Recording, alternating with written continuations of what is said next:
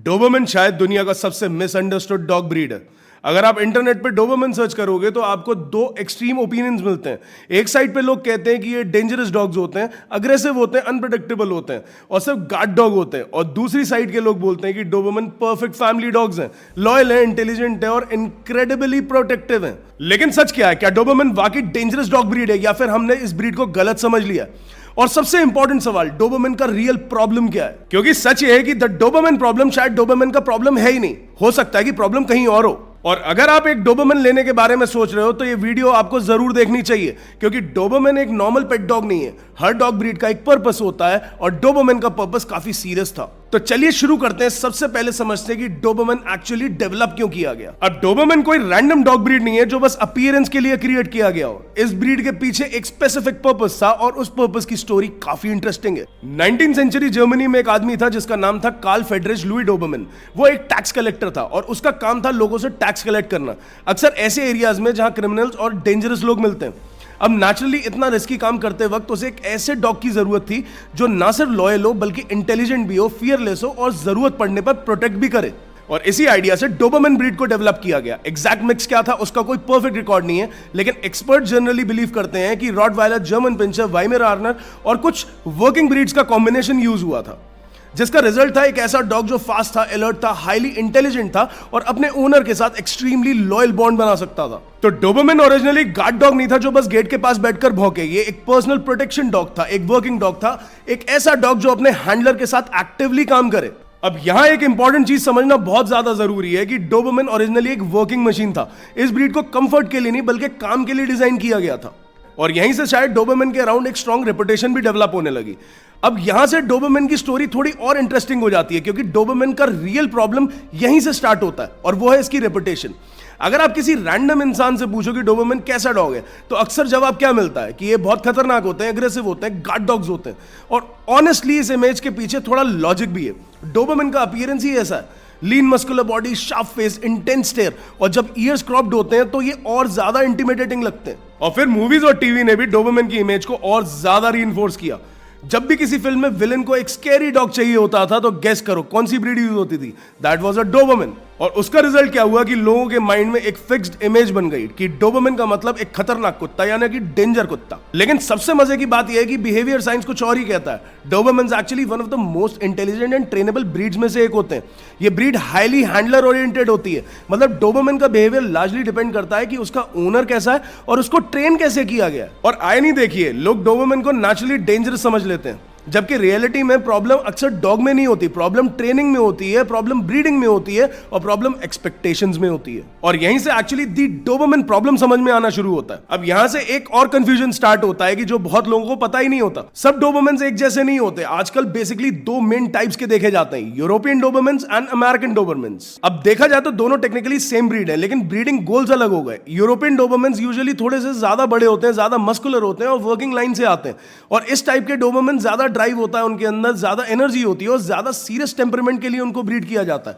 Simple words में बोले तो ये डॉग्स काम के लिए बने रहते हैं। और अगर अमेरिकन डोबरमैन्स की बात करें तो ये थोड़े से डिफरेंट डायरेक्शन में डेवलप हुए। इनकी बॉडी थोड़ी सी ज्यादा स्लिम होती है, अपीयरेंस थोड़ा सा ज्यादा रिफाइंड होता है, टेम्परमेंट इनका काम होता है, और ये टाइप ज्यादातर शो लाइन्स और कंपेनियन होम्स में दिखता है। इसका मतलब ये नहीं कि एक गुड है और दूसरा बैड है, बस ब्रीडिंग फोकस अलग है। एक वर्किंग परफॉर्मेंस के लिए और दूसरा अपीयरेंस और शो स्टैंडर्ड्स के लिए। लेकिन जब लोग रैंडमली डोबरमैन लेकर आते हैं ये बिना समझे कि उनके पास कौन सी लाइन का डॉग है, तब मिसमैच स्टार्ट होता है। क्योंकि अगर आप एक हाई ड्राइव वर्किंग डोबरमैन लेकर आते हो और उसको एक काम अपार्टमेंट लाइफस्टाइल में फिट करने की कोशिश करते हो, तो प्रॉब्लम डॉग में नहीं होगी, प्रॉब्लम आपकी एक्सपेक्टेशंस में होगी।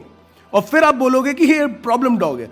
डॉग प्रॉब्लम नहीं है, आपकी एक्सपेक्टेशंस की प्रॉब्लम है। और यहीं पर द डोबरमैन प्रॉब्लम में एक और लेयर ऐड हो जाती है। और डोबरमैन्स की एक और चीज है जो लोग तुरंत नोटिस करते हैं, उनके शार्प खड़े हुए कान और छोटी सी टेल। और बहुत लोगों को लगता है कि डोबरमैन नेचुरली ऐसा होता है।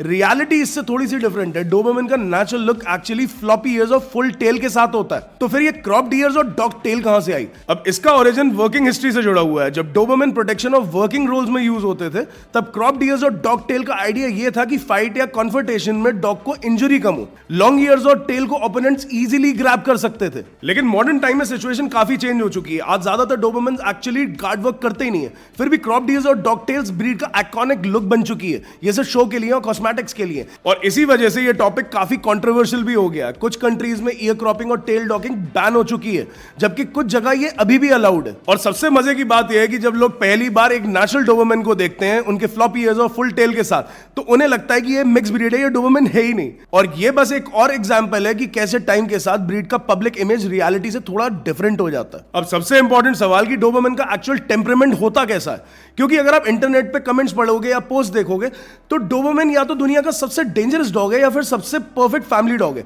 लेकिन रियलिटी ऑब्वियसली इन दोनों के बीच में कहीं लटकी हुई है। डोबरमैन एक्सट्रीमली इंटेलिजेंट ब्रीड है। ये डॉग फास्ट लर्नर्स होते हैं और अपने ओनर के साथ स्ट्रॉन्ग बॉन्ड बना लेते हैं। इसी वजह से पुलिस वर्क, प्रोटेक्शन वर्क और एडवांस ट्रेनिंग रोल्स में डोबरमैन हिस्टोरिकली बहुत सक्सेसफुल रहे हैं, और इसी वजह से इनको वेलक्रो डॉग्स बोला जाता है। ये अपने ओनर्स के साथ भी चिपक के रहते हैं। लेकिन एक चीज समझना बहुत ज्यादा जरूरी है कि डोबरमैन का टेम्परामेंट स्टेबल होता है, लेकिन पैसिव नहीं होता। ये अलर्ट ब्रीड होते हैं। ये एनवायरनमेंट को ऑब्जर्व करते हैं और अगर सिचुएशन सस्पिशियस लगे तो रिएक्ट भी कर सकते हैं। और इसी वजह से डोबरमैन फर्स्ट टाइम ओनर्स के लिए या इन एक्सपीरियंस्ड ओनर्स के साथ कभी कभी प्रॉब्लमैटिक बन जाते हैं। डॉग अग्रेसिव नहीं होता, लेकिन कंफ्यूज्ड हो जाता है, और जब डॉग कंफ्यूज होता है तब बिहेवियर अनप्रेडिक्टेबल हो सकता है। और यहीं पर एक साइलेंट आयरनी, और यहीं पर सबसे बड़ी बात आती है कि लोग डोबरमैन को डेंजरस बोल देते हैं, जबकि अक्सर प्रॉब्लम डॉग में नहीं होती, प्रॉब्लम ट्रेनिंग में होती है, प्रॉब्लम सोशलाइजेशन में होती है, प्रॉब्लम ओनर की अंडरस्टैंडिंग में होती है। तो डोबरमैन पावरफुल डॉग है, और पावरफुल डॉग्स के साथ डायरेक्शन चाहिए होता है। अगर डायरेक्शन क्लियर हो तो डोबरमैन इनक्रेडिबल कंपेनियंस बनते हैं। अगर डायरेक्शन ही ना हो तब प्रॉब्लम स्टार्ट होती है। अब तक अगर आप लोगों ने नोटिस किया हो तो डोबरमैन की स्टोरी में एक पैटर्न दिखता है। डोबरमैन डेंजरस है, ये क्लेम बहुत ज्यादा कॉमन है, लेकिन जब थोड़ा क्लोज देखते हैं, थोड़ा सा पास आके देखते हैं, तो पिक्चर बहुत ज्यादा डिफरेंट लगती है। तो सच ये है कि डोबरमैन एक रियल प्रॉब्लम नहीं है। रियल प्रॉब्लम अक्सर ह्यूमन एक्सपेक्टेशंस की होती है, हमारी उम्मीदों की होती है। डोबरमैन एक हाई परफॉर्मेंस वर्किंग ब्रीड है। इस ब्रीड को मूवमेंट चाहिए, मेंटल स्टिमुलेशन चाहिए, ट्रेनिंग चाहिए और स्ट्रॉन्ग बॉन्ड चाहिए। लेकिन रियलिटी में क्या होता है, लोग डोबरमैन ले तो आते हैं, लेकिन सिर्फ अपीयरेंस के बेसिस पर। उसका शार्प लुक, उसकी पावरफुल बॉडी, इंटिमिडेटिंग प्रेजेंस, लेकिन उसके बाद डॉग को एक नॉर्मल लो एनर्जी पेट की तरह ट्रीट किया जाता है। और जब एक हाई ड्राइव वर्किंग डॉग को कोई क्लियर स्ट्रक्चर नहीं मिलता तो बिहेवियर इश्यूज स्टार्ट हो सकते हैं। एक्सेस एनर्जी, फ्रस्ट्रेशन आएगी, उसे एंग्जाइटी हो जाएगी, और फिर लेबल लग जाता है कि ये अग्रेसिव डॉग है। डॉग अग्रेसिव नहीं, आप लेजी हो। अब आईनी है कि अगर वही डॉग प्रॉपर ट्रेनिंग और एक्टिव लाइफस्टाइल के साथ ग्रो करे तो वही डोबरमैन एक्सट्रीमली स्टेबल और रिलायबल कंपेनियन बन सकता है। इसलिए the Dobermann problem actually Dobermann का प्रॉब्लम है ही नहीं। ज्यादातर केसेस में डोबरमैन मिसमैच होता है, डॉग का नेचर और ओनर की लाइफस्टाइल के बीच में मिसमैच। आप जब शादी भी करते हो तो कुंडली मिलाई जाती है, लेकिन एक डॉग जब आप लेकर आते हो तो वो सिर्फ लुक्स के बेसिस पे लेकर आते हो। अब सबसे इंपॉर्टेंट और प्रैक्टिकल सवाल कि एक डोबरमैन लेना चाहिए कि नहीं, इसका आंसर सिंपल है, डिपेंड करता है, क्योंकि हर डॉग ब्रीड का अपना एक पर्पस होता है और हर ब्रीड हर टाइप के ओनर के लिए सूटेबल नहीं होती। ये चीज हम लोगों को समझनी पड़ेगी। डोबरमैन उन लोगों के लिए एक्सीलेंट डॉग हो सकते हैं जो एक्टिव लाइफस्टाइल रखते हैं, जो डॉग्स को ट्रेन करना समझते हैं या जो टाइम दे सकते हैं, और जो वर्किंग ब्रीड के बिहेवियर को रिस्पेक्ट करते हैं। ऐसे ओनर्स के साथ डोबरमैन इनक्रेडिबली लॉयल होते हैं, प्रोटेक्टिव होते हैं, स्टेबल कंपेनियंस बनते हैं। लेकिन डोबरमैन हर किसी के लिए आइडल पेट नहीं है। अगर कोई फर्स्ट टाइम डॉग ओनर है या लाइफस्टाइल और मोस्टली उसकी सेडेंटरी है, अगर डॉग सिर्फ अपीयरेंस के बेसिस पे चूज किया जा रहा है, तो डोबरमैन शायद बेस्ट चॉइस होगा ही नहीं। डोबरमैन को स्ट्रक्चर चाहिए, एंगेजमेंट चाहिए और कांस्टेंट लीडरशिप चाहिए। ये अल्फाज होते हैं। ये ब्रीड पैसिव लाइफ एंजॉय करने के लिए डिजाइन ही नहीं हुई, ये चीज समझिए। इसलिए जब लोग बिना रिसर्च के डोबरमैन ले आते हैं तब प्रॉब्लम स्टार्ट होती है और फिर ब्लेम ब्रीड पर जाता है। अब रियलिटी है कि राइट ओनर के साथ डोबरमैन एक्सेप्शनल डॉग बन सकता है और रॉन्ग ओनर के साथ कोई भी पावरफुल ब्रीड चैलेंज बन सकती है, चाहे वो डोबरमैन हो, चाहे रॉटवीलर हो, चाहे केने कोर्स हो, कोई भी पावरफुल ब्रीड हो। तो अब तक हमने रेपुटेशन, ब्रीडिंग और ओनरशिप प्रॉब्लम्स की बात की, लेकिन पिक्चर का दूसरा साइड अभी बाकी है, और ये वो साइड है जो काफी ज्यादा इंप्रेसिव है। डोबरमैन हिस्टोरिकली वर्ल्ड के बेस्ट वर्किंग डॉग्स में से काउंट होते हैं। तो दोस्तों, अब तक हमने रेपुटेशन, ब्रीडिंग और ओनरशिप प्रॉब्लम्स की बात की, लेकिन पिक्चर का दूसरा साइड अभी भी बाकी है, और ये साइड काफी ज्यादा इंप्रेसिव है।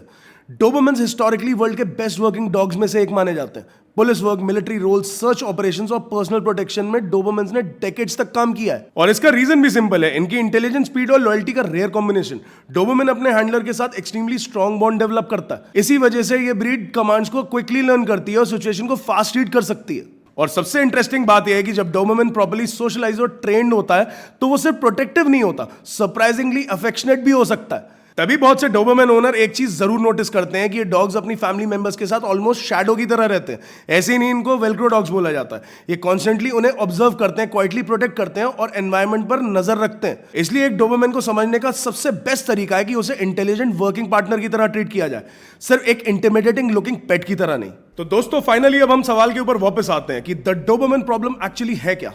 क्या डोबरमैन एक डेंजरस डॉग ब्रीड है? तो इसका जवाब है कभी कभी, लेकिन वही बात बहुत सारी पावरफुल ब्रीड्स के साथ भी ट्रू होती है। क्या डोबरमैन मिसअंडरस्टूड ब्रीड है? काफी केसेस में होती है। इनको बहुत ज्यादा गलत समझा जाता है, लेकिन रियलिटी ये है कि डोबरमैन एक इंटेलिजेंट, पावरफुल और हाई ड्रिवन डॉग है। और जब किसी पावरफुल ब्रीड को रॉन्ग एक्सपेक्टेशन के साथ रेज किया जाता है तो प्रॉब्लम ऑलमोस्ट गारंटेड हो जाती है। लोग कभी कभी डोबरमैन को सिर्फ अपीयरेंस के बेसिस पर चूज कर लेते हैं, उसके शार्प लुक, उसके क्रॉप डियर्स, इंटिमिडेटिंग प्रेजेंस, लेकिन उसके बाद रियलाइज होता है कि ये डॉग एक्चुअली काफी डिमांडिंग ब्रीड है। और फिर ब्लेम शिफ्ट होता है डॉग के ऊपर। बोला जाता है कि डोबरमैन अग्रेसिव डॉग है, लेकिन अगर थोड़ा ऑनेस्टली देखा जाए तो द डोबरमैन प्रॉब्लम अक्सर डोबरमैन का प्रॉब्लम होता ही नहीं है। ज्यादातर केसेस में प्रॉब्लम मिसअंडरस्टैंडिंग का होता है, प्रॉब्लम इररिस्पॉन्सिबल ब्रीडिंग का होता है, प्रॉब्लम रॉन्ग ओनरशिप का होता है। और जब एक ब्रीड को समझे बिना चूज किया जाता है तो रिजल्ट रेयरली अच्छा होता है। समझने वाली बात है ये। डोबरमैन एक सीरियस डॉग है और सीरियस डॉग को सीरियस ओनर्स चाहिए होते हैं। और अगर इस पूरी डिस्कशन को एक लाइन में समराइज किया जाए तो डोबरमैन प्रॉब्लम एक्चुअली डोबरमैन का प्रॉब्लम है ही नहीं। डोबरमैन एक पावरफुल वर्किंग ब्रीड है, इंटेलिजेंट होते हैं, लॉयल होते हैं, नेचुरली प्रोटेक्टिव होते हैं, लेकिन साथ ही ये ब्रीड डिमांडिंग भी होती है। इसको स्ट्रक्चर चाहिए, ट्रेनिंग चाहिए और एक्टिव लाइफस्टाइल चाहिए। और जब ये सारी चीजें इसको मिलती हैं तो डोबरमैन इनक्रेडिबल डॉग बन सकता है, लॉयल कंपेनियन बन सकता है, रिलायबल प्रोटेक्टर और एक्सट्रीमली इंटेलिजेंट पार्टनर बन सकता है। लेकिन जब डोबरमैन को सिर्फ अपीयरेंस के बेसिस पे चूज किया जाता है, बिना रिसर्च किए, बिना प्रिपरेशन के, तब प्रॉब्लम स्टार्ट हो जाती है। हर डॉग ब्रीड का एक पर्पस होता है, ये मैं हमेशा बोलता हूं, और जब ब्रीड का पर्पस इग्नोर किया जाता है तो मिसअंडरस्टैंडिंग ऑलमोस्ट इन्वेंटेबल हो जाती है। और डोबरमैन को समझने का सबसे बेस्ट तरीका सिंपल है, उसे रिस्पेक्ट करो एज अ वर्किंग ब्रीड। अगर आप एक्टिव हो, डॉग्स को ट्रेन करना समझते हो, थोड़ी बहुत नॉलेज है, एक इंटेलिजेंट कंपेनियन चाहते हो, बड़ी जगह है, आपको प्रोटेक्शन चाहिए, तो डोबरमैन आपके लिए इनक्रेडिबल चॉइस हो सकता है। लेकिन अगर एक्सपेक्टेशन सिर्फ इंटिमिडेटिंग लुकिंग पेट की है तो शायद डोबरमैन सही चॉइस नहीं होगा आपके लिए। और शायद इसीलिए डोबरमैन को समझना जरूरी है, क्योंकि कभी कभी प्रॉब्लम डॉग में नहीं होती, प्रॉब्लम परसेप्शन में होती है। डोबरमैन को समझने के लिए एक चीज याद रखनी चाहिए हम लोगों को, ये डेंजरस डॉग नहीं है, ये पावरफुल डॉग है। और पावरफुल डॉग्स को रिस्पॉन्सिबल ओनर्स चाहिए होते हैं, अल्फास चाहिए होते हैं, फर्म लीडरशिप चाहिए होती है। अगर ये वीडियो आपको थोड़ी सी भी अच्छी लगी हो, इंफॉर्मेटिव लगी हो, क्लैरिटी मिली हो, तो ये वीडियो को लाइक कर देना, शेयर करो अपने उन दोस्तों के साथ जो एक डोबरमैन लेना चाहते हैं, उनको भी कुछ क्लैरिटी मिले। और सब्सक्राइब करना मत भूलना, घंटे का बटन दबाए बिना बिल्कुल भी मत जाना, ताकि मेरी कोई भी वीडियो आपसे छूटे ना। और अगर आपके पास एक डोबरमैन है तो उसका नाम जरूर कमेंट सेक्शन में मेंशन करके जाओ। तब तक be are responsible pet owner.